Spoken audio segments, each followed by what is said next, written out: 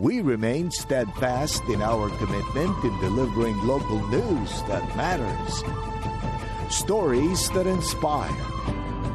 Enriching the lives of Filipinos in the Philippines and across the globe.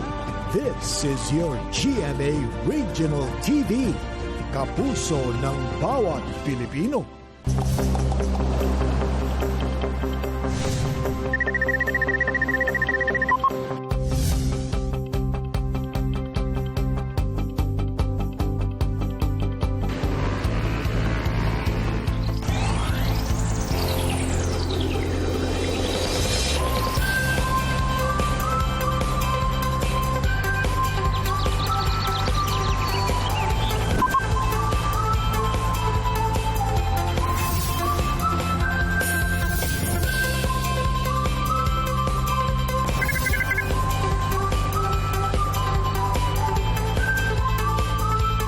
Kini ang At Home with GMA Regional TV. Good morning! Ug maayong Webes sa buntag mga kapuso all over Mindanao. Hilabi na sa itong mga kapuso diha nga nananaw sa Bislig ug Kagwait sa Surigao del Sur Province. Attorney Resi, maayong buntag! Good morning, Sabsay! Ato sa kumustahon ang atong mga kapuso nga naadinha sa Hulo ug sa Ingdanan sa Sulu Province. Mga kapuso, this morning, subay sa pagsaulog sa Kadaywan Festival sa Davao City, atong makauban ang head sa City Tourism Operations Office nga si Ma'am Jean Rose Texon. Ug sayro nato ang mga activities sa Kadaywan Festival Digital Celebration. Samtang Resi, ato sa makauban si Father Joseph Lagumbay sa Cagayan de Oro City, nga patok karon sa social media is si Father TikToker. Sayron ta ang iyang pinasahi nga pagtudlo pinaagi sa TikTok. Ug sa Biztalk mga kapuso, excited na kaay ko na makachikahan si Herlene Budol o mas iladong si Hipon Girl. Apan una ka na mga kapuso, nasayod ba mo kung kinsa ang bayani sa isla sa Mindanao sa epic story nga Ulaging at Ulahingan sa Mindanao? Si Agyo ang bayani sa epikong bayan na Ulaging at Ulahingan sa Mindanao. Ulaging ang tawag sa epikong bayan sa Bukidnon ug gahisgot kini sa kinabuhi ug kaagi ni Agyo. Gituuhan nga ang grupo ni Agyo ang gigikanan sa Moro Clan ug sa 12 ka lengguwahe niini. Matud pa, iyang gisulod ang lugar nga gitawag og nalandangan kun paraiso aron protektahan kini sa mga mananako.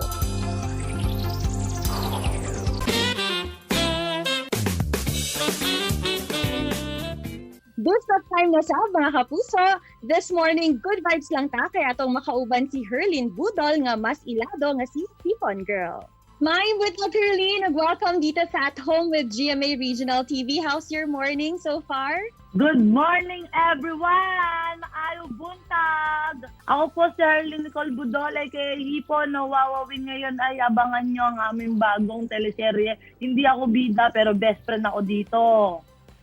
Alam mo, excited na namin na malaman kung ano yung mga pinaghahandaan mo ngayon. Pero bago yan, alam namin na ba nag-vlog ka na rin ngayon, Herlene? How do you feel naman, Herlene, na sobrang ang daming sumusuporta sa'yo at sobrang aliw na aliw sa mga ginagawa mong content sa yung YouTube channel?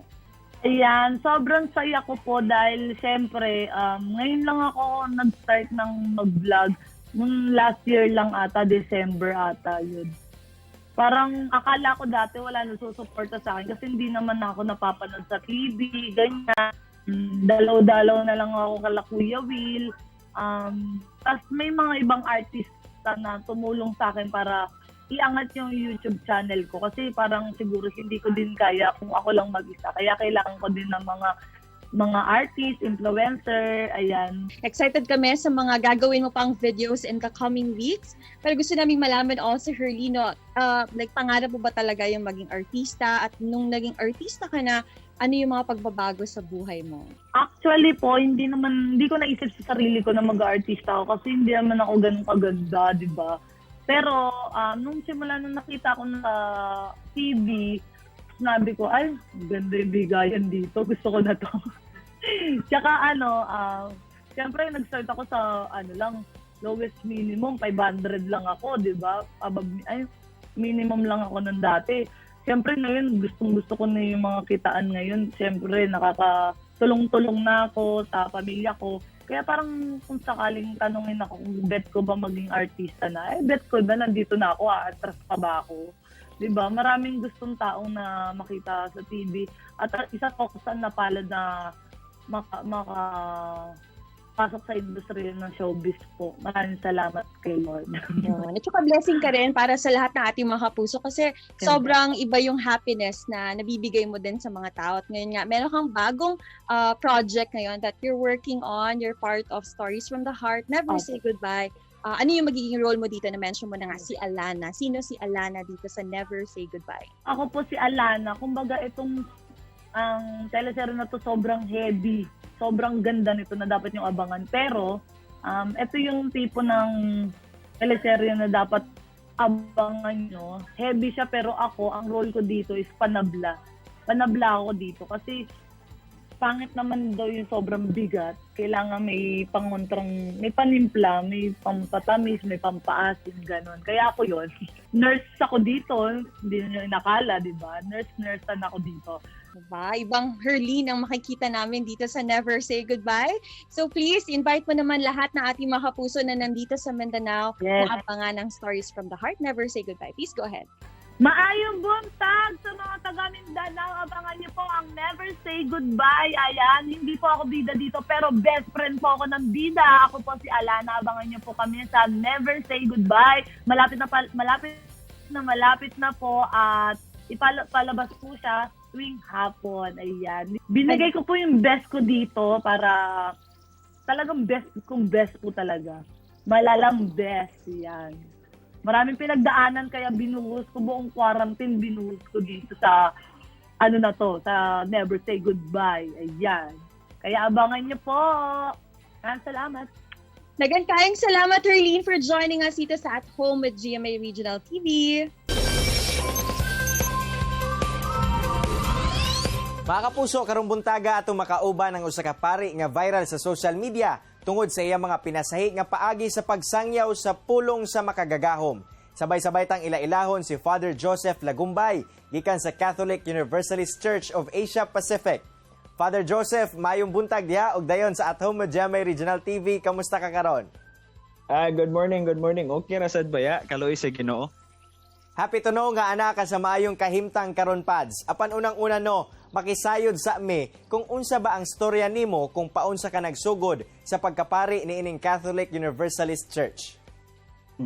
Okay. So nahimo kong pari sa Catholic Universalist Church. Actually wala gini siya gituyo no. Kaniadto wala gid ko nagdahom nga mamahimo kong pari. Gani ang akong kurso is BS Environmental Science and Technology.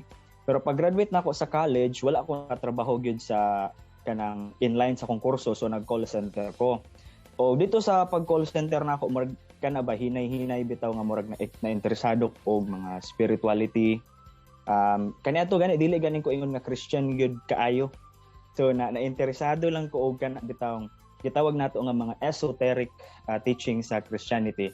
O dito na sa online, nakamit ko og mga bishops nga nagkuan, murag inline ani nga pagtulunan.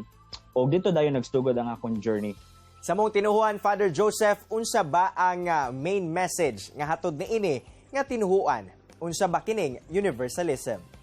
So, ang Catholic Universalist Church of Asia Pacific, unique ang ato ang pagtulunan tungod kay we teach universalism, and universalism is the belief that everyone will be reunited with God in the fullness of time. So, we don't believe in eternal hell. So, tanan makaabot sa langit, pero dili tanan magdungan. Adunay pagsilot, but punishment is only necessary for correction and not annihilation. So, aside sa we believe that God is love, and because of this love, ang tanan tao mahiusa ngadto balik sa Dios in the fullness of time. We are very progressive and we are liberal in a way that usa ni ana ang pagdawat nato sa LGBT community sa atong mga simbahan. Father Joseph, viral gayud sa social media ang mga content nimo discussing the faith of universalism. Unsa ba ang imuhang tumong sa pagka-active sa social media? Okay. Nahitabo ni siya tungod kay una, 30 years old pa man ko, no? So, nabilong pa ko sa millennial nga generation. So, hili kita gyud siguro, no? Apil siguro ka Cyril, no? Nabilong pa tani ani nga generation. Og we want to make use of social media in a way nga productive siya and dili siya makadaot o makakos og harm sa ato mga kabatanunan. So, kauna-huna ko nga siguro kung ang mensahe ibutang nato siya pinaagi sa usa ka content nga video nga informative pero entertaining at the same time, mas dako magud, mas mo register magud na sa utak sa tao. That's why na nahuna-hunaan nako nga magbutang kog content on social media sa ingon ani nga pamaagi. TikTok. God created the entire universe from Himself. The entire universe is within God, and we are within God, as God is also within us, because we are all created in the image and likeness of God.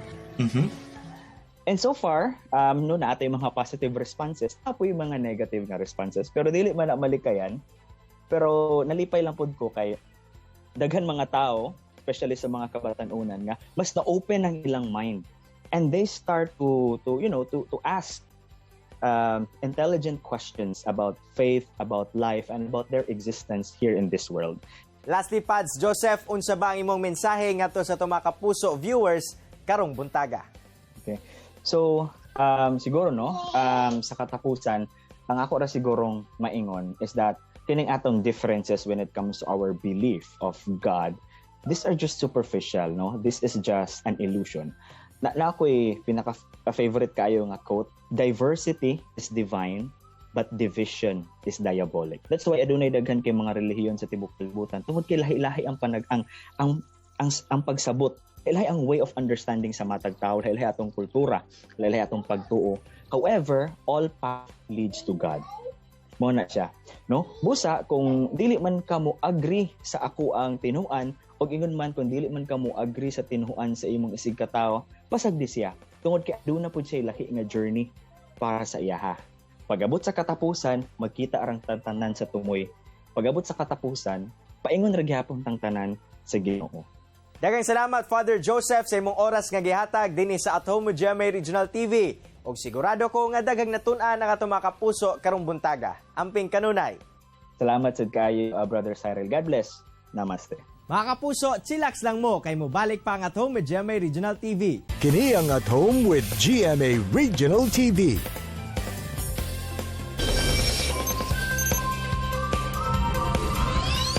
Madayaw mga kapuso, pipila ka adlaw na lang og kadayawan na mo nang sayro nato ang mga activities sa kasaulugan sa ika-36 Kadayawan Festival sa Davao City, kauban ang head ng City Tourism Operations Office nga si Miss Jean Rose Texon.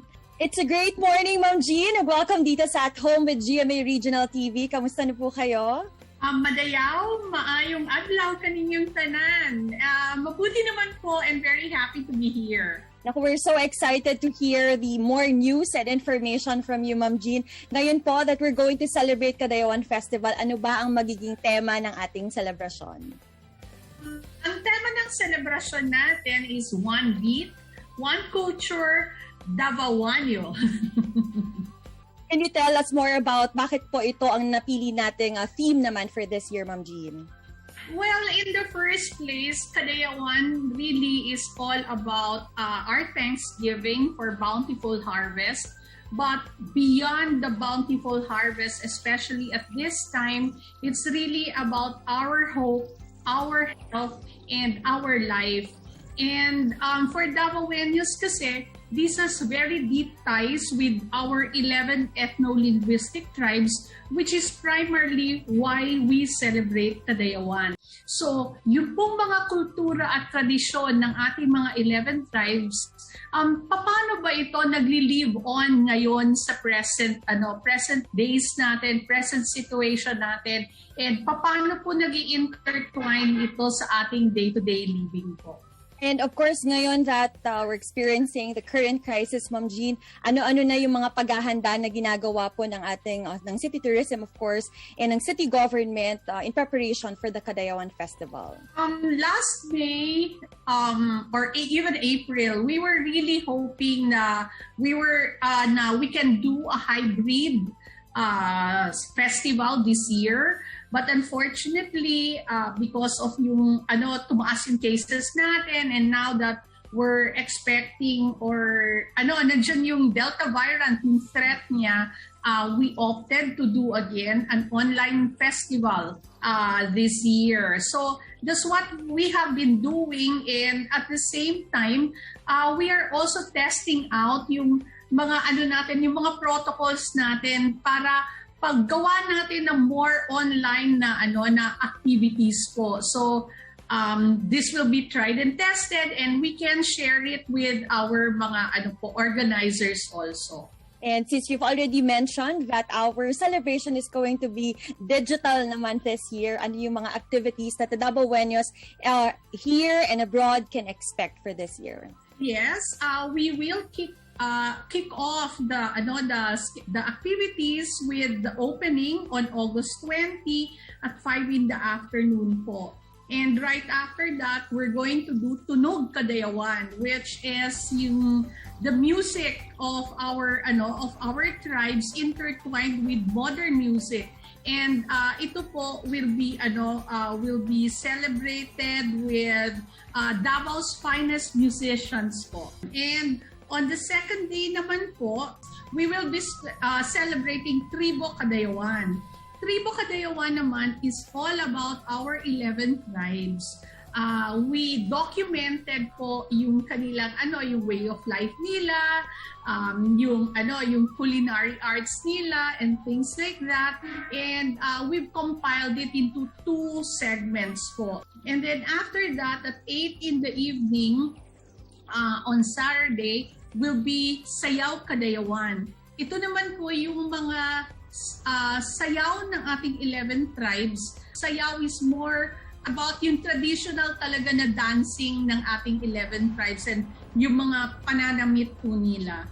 And then sa gabi naman po, mga 9 in the evening will be Pahalipay, which will be an online concert po na sponsored by a company po. And then on Sunday, as I've said, we're gonna start again with Tribo Kadayawan at 10 in the morning. And then 5 in the afternoon naman po will be Indak-Indak. Everybody misses Indak-Indak, but this time, it's going to be a smaller one. We taped it, pero reminiscent also of our big talaga na Indak-Indak na competitions. And then at 8 in the evening will be Habi Kadayawan. Habi Kadayawan naman is all about fashion.